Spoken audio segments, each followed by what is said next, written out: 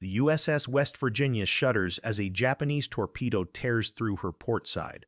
It's 7:55 a.m., December 7, 1941, Pearl Harbor, Hawaii. Fuel oil erupts into flames. Men scream. Metal groans as 7 more torpedoes rip into the battleship's hull.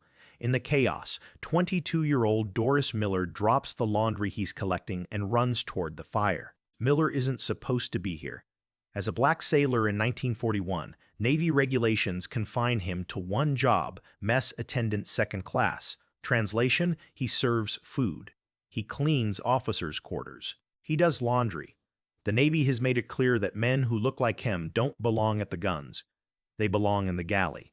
But in 18 minutes, Miller will man a weapon he's never been trained to use. He'll fire at enemy aircraft, diving through smoke and shrapnel.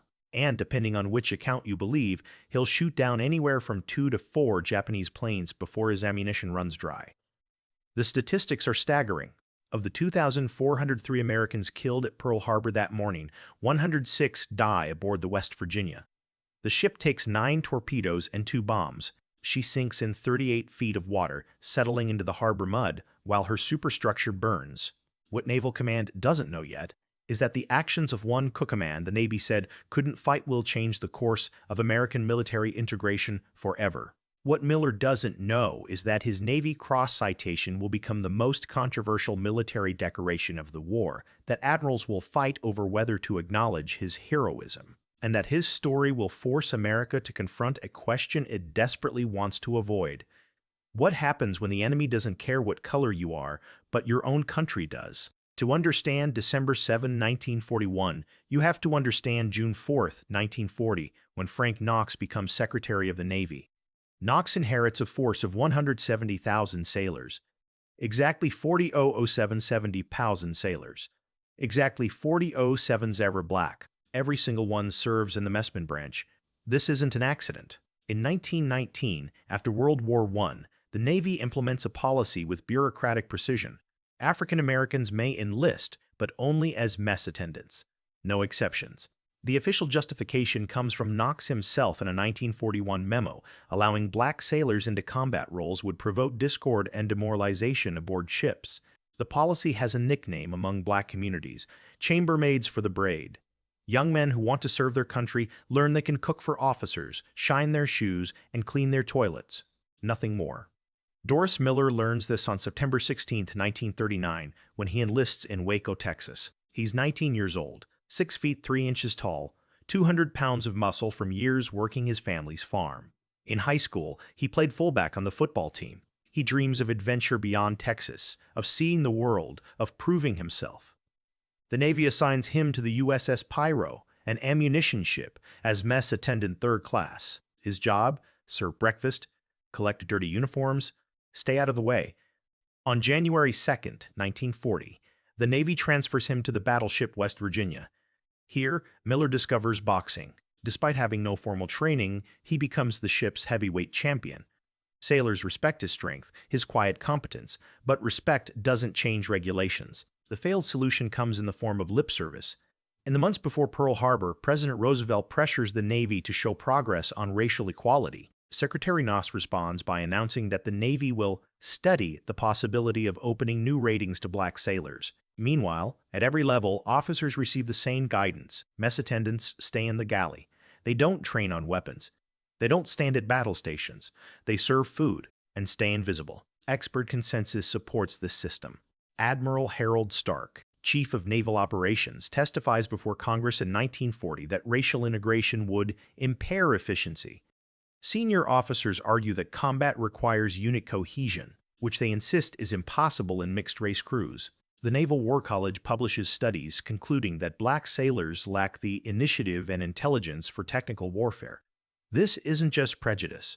This is institutional doctrine, written into training manuals, enforced by regulations, defended by men with medals on their chests. By December 1941, the system feels permanent, inevitable, beyond question. The stakes extend far beyond one ship. America stands on the edge of global war. Nazi Germany controls Europe. Imperial Japan dominates the Pacific. If the United States enters the conflict, it will need every man who can fight. But the Navy's policy excludes 12 million black Americans from combat roles. It's a strategic catastrophe dressed up as military necessity.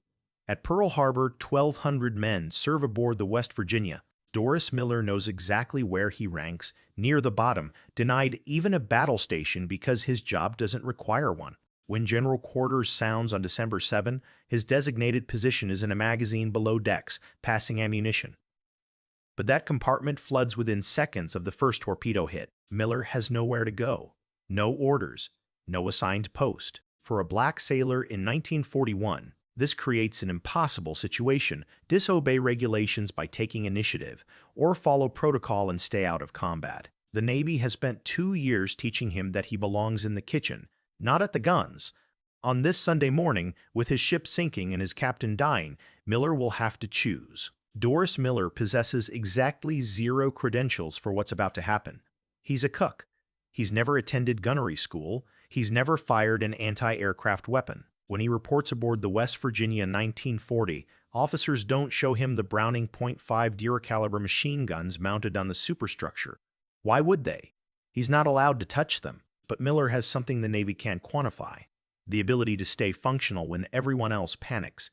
Boxing teaches you this. In the ring, when a heavyweight throws a punch at your face, you don't freeze. You move. You adapt. You survive. Miller carries this into every aspect of his life: quiet competence, physical courage, an instinct to help others. On the morning of December 7, Miller wakes at 6 a.m. He serves breakfast in the officers' mess. At 7:57 a.m., he's 3 decks below, collecting dirty laundry from ensign's quarters when the first torpedo strikes. The explosion throws him against a bulkhead. The lights go out. Water rushes through torn metal. Men shout in darkness. Miller climbs toward daylight. When he reaches the main deck, he finds hell. Japanese bow-dive bombers scream overhead. Kate torpedo bombers skim the harbor, releasing their payloads into Battleship Row. Flames from the burning Arizona leap 200 feet into the air. The West Virginia lists heavily to port, torn open along her entire length. Lieutenant Commander Doris Johnson spots Miller and makes a split-second decision. Johnson knows regulations say this mess attendant has no combat training. He also knows his ship is sinking, and he needs every able-bodied man he can find. "Come with me," Johnson orders. They reach the navigation bridge, where Captain Mervyn Bennion lies in a spreading pool of blood. Shrapnel from a bomb hit on the Tennessee moored alongside the West Virginia has ripped through Bennion's abdomen. The captain is conscious but dying. He refuses to leave his post. Miller and Johnson try to move Bennion to safety anyway. The captain weighs 180 pounds. Miller, using the strength that made him ship's boxing champion, carries Bennion toward shelter, but the captain insists on staying where he can see the damage, can try to save his ship. Within minutes, Mervyn Bennion will become one of 106 West Virginia sailors who don't survive the morning. The moment of insight comes when Lieutenant Frederick White appears through the smoke. White commands the ship's anti-aircraft battery. His regular gun crews are dead or wounded. 2 Browning .5 caliber machine guns sit unmanned on the signal bridge behind the conning tower. Japanese planes strafe the deck every 30 seconds. White looks at Miller, at this massive man who just carried a dying captain through fire, and makes a calculation that violates every regulation in the U.S. Navy. "Can you operate a machine gun?" White asks. "No, sir," Miller answers. He's never touched one in his life. White makes a decision that will reverberate through American history. Then learn fast. The Browning M2.5 Viola machine gun weighs 84 pounds. It fires 450 to 600 rounds per minute. Each round contains 709 grains of powder, propelling a slug capable of penetrating light armor at 500 yards. The gun requires 17 separate actions to load, charge, and fire. Navy gunners train for weeks before qualifying on the weapon. Frederick White and Ensign Victor Delano have about 90 seconds to teach Doris Miller everything he needs to know. "This is the charging handle," White shouts over the roar of engines and explosions. "Pull it back twice. This is the trigger. These are the ammo belts. Keep feeding them. Aim where the plane is going, not where it is." Miller nods. Around him, the West Virginia continues to die. Fuel oil burns across the water. Men jump from the Tennessee, swimming through flames. A K-torpedo bomber pulls up from its attack run on the Maryland, banking toward the West Virginia's superstructure. Miller grabs the gun's handles. The metal is hot from the burning ship. He aims at the diving aircraft, leads the target the way White showed him, and squeezes the trigger. The Browning erupts.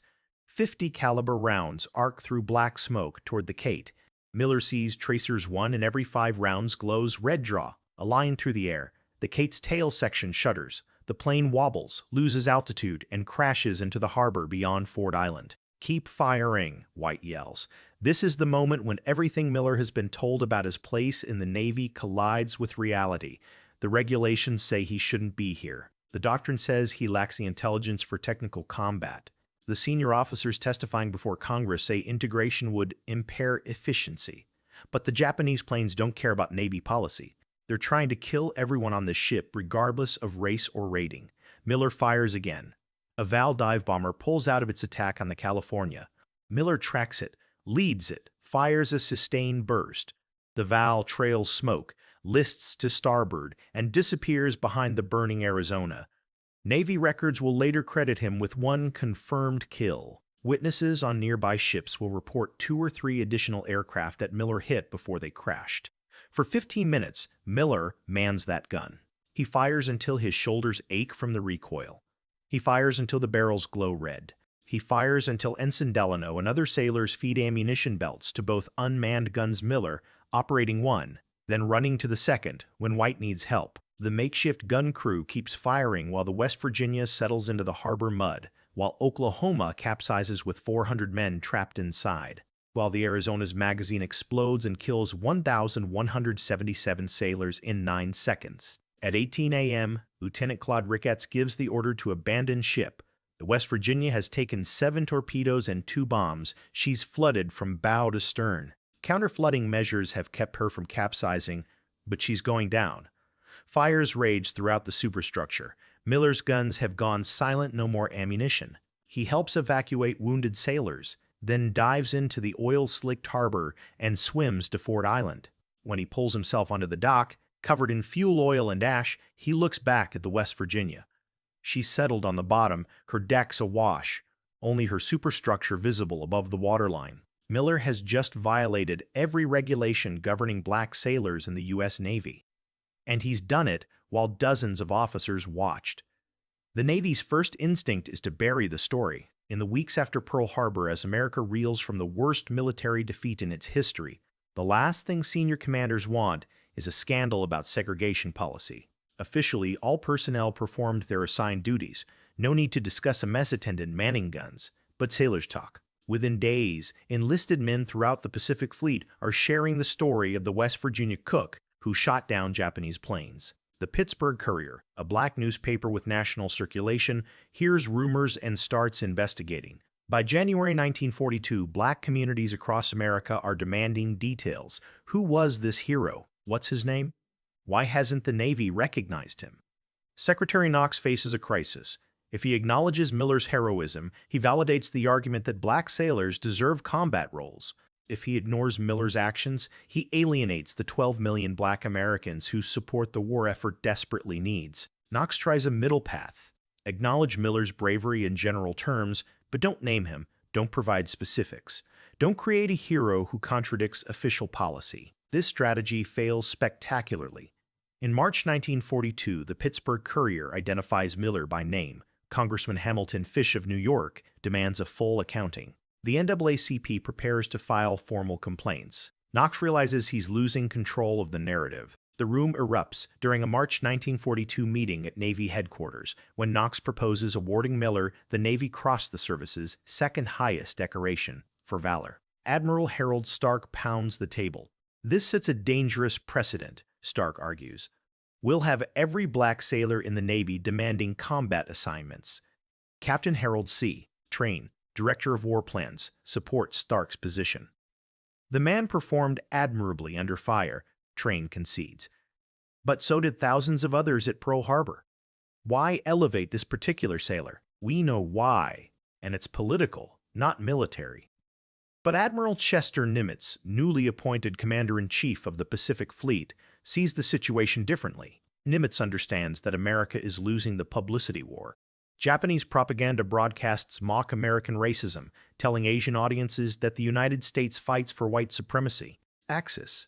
Sally taunts black soldiers, asking why they fight for a country that treats them as second-class citizens. Gentlemen, Nimitz says, Miller's actions save lives and damage the enemy. That's the only consideration that matters. If we deny this man proper recognition because of his race, we prove our enemy's propaganda correct. The debate continues for weeks.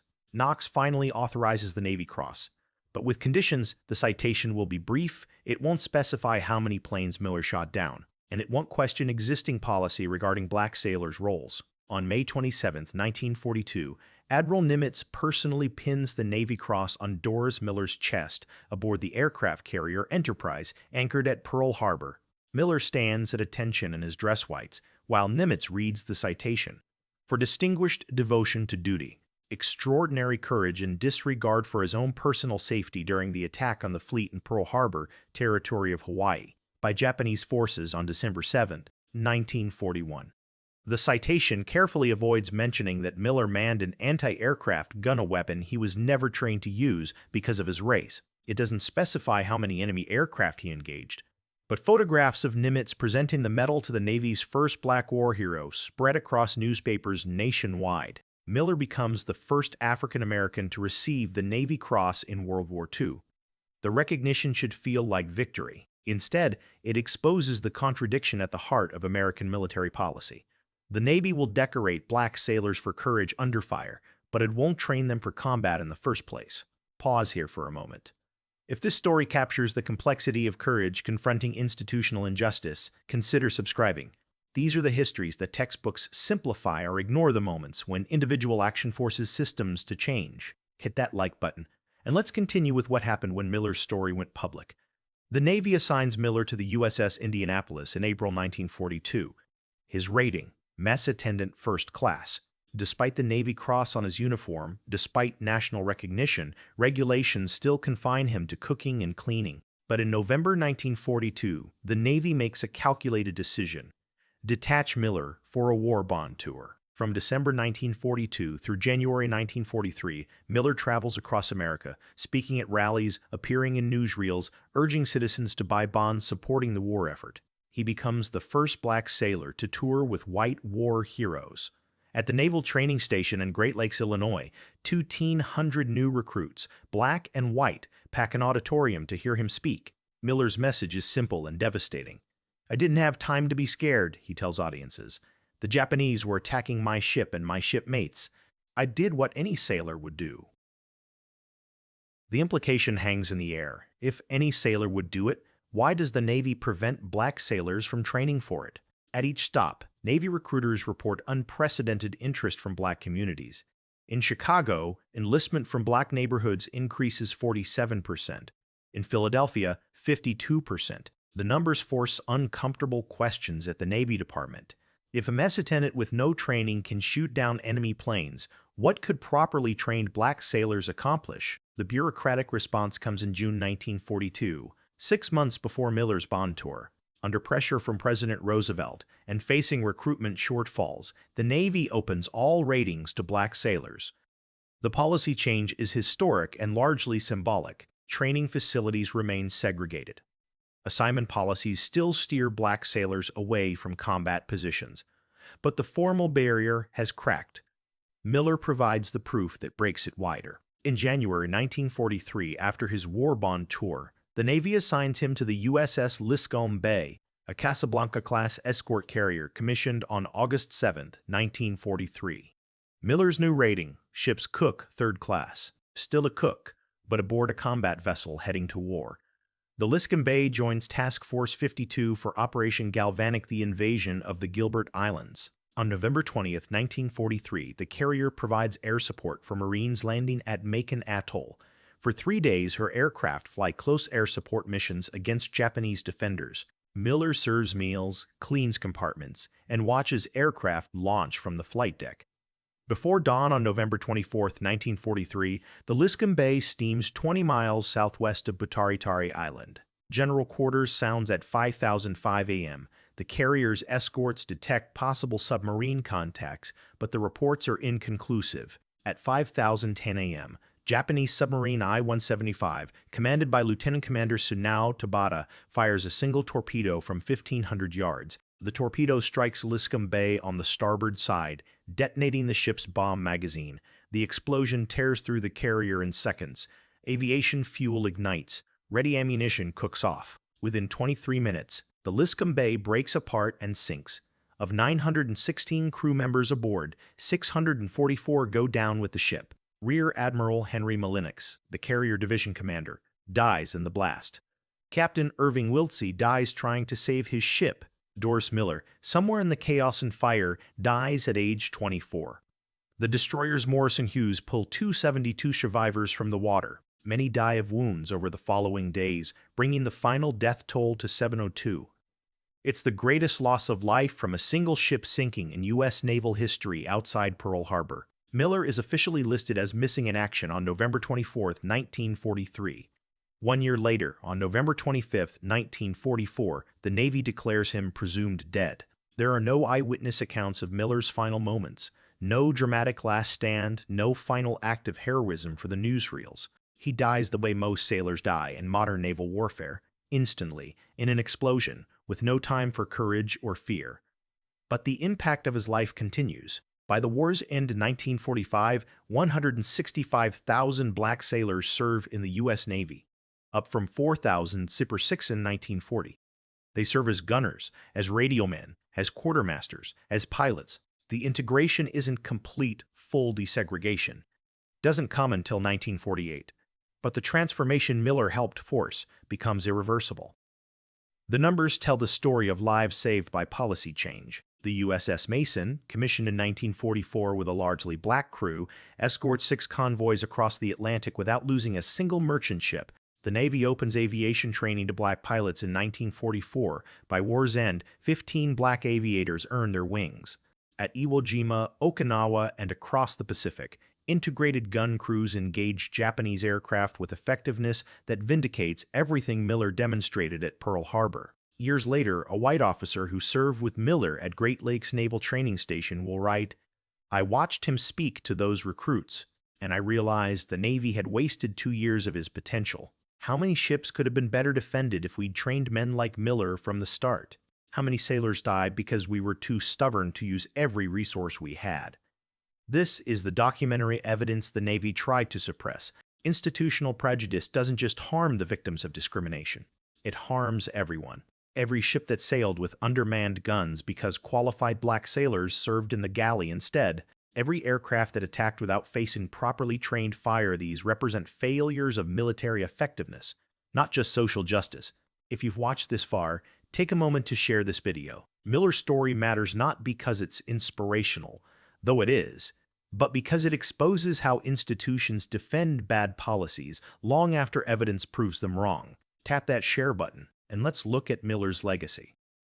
The recognition comes slowly, grudgingly, decades after Doris Miller's death. In June 1973, 30 years after he goes down with the Liscum Bay, the Navy commissions a Knox-class frigate, USS Miller, FF-1091. It's the first American warship named for a black sailor, but even this honor comes with compromise. The ship's name is simply Miller, no first name on the hull, making it easy to avoid discussing race. The destroyer serves honorably until 1991, conducting anti-submarine operations throughout the Cold War. In 1999, the Navy transfers the ship to Turkey. In 2001, it sunk as a target in a Turkish naval exercise. Miller's family receives his Purple Heart and Navy Cross in 1943. They hold a memorial service in Waco, Texas, when the Navy declares him dead in 1944. Then, for decades, official recognition stops. The Navy moves on. America moves on. Miller becomes a footnote, remembered in Black History Month presentations and occasionally mentioned in Pearl Harbor commemorations. The real change comes in 2020. 79 years after Pearl Harbor.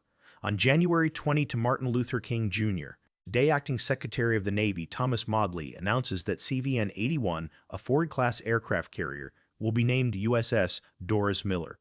It's the first American aircraft carrier named for an enlisted sailor. It's the first carrier named for a black American. The $12.5 billion warship is scheduled for commissioning in 2032 too. At the announcement ceremony, Motley reads from Miller's Navy Cross citation, then adds words that the 1942 version carefully avoided. Miller's story resonates beyond his actions on December 7, 1941. He faced down not just enemy aircraft, but a system that told him he wasn't capable of defending his country. He proved that system wrong. Veterans of World War II who remember Miller's story respond with complicated emotions. John Finn, the oldest living Medal of Honor recipient from Pearl Harbor, tells an interviewer in 2010, "Doris Miller was one hell of a sailor. Should have trained him on those guns from day one. We needed every man who could fight."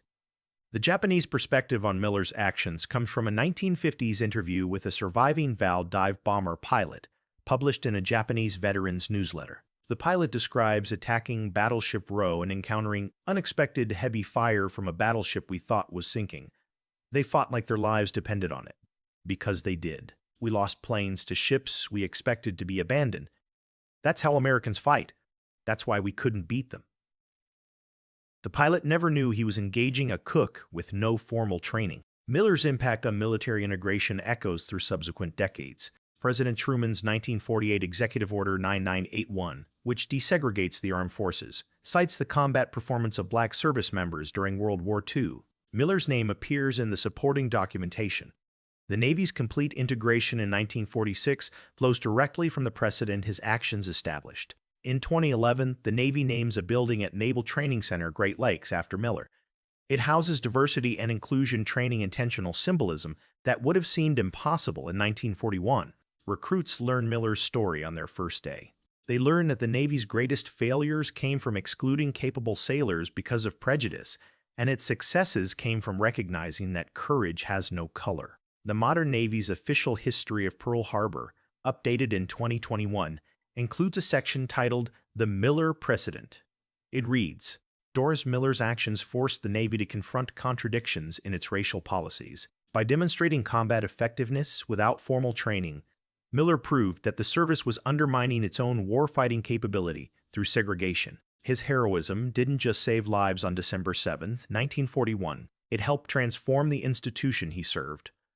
Miller never sought fame. In his few recorded interviews during the 1942-43 war bond tour, he deflects praise, insists he was just doing his job, says any sailor would have done the same. This humility makes his story more powerful, not less.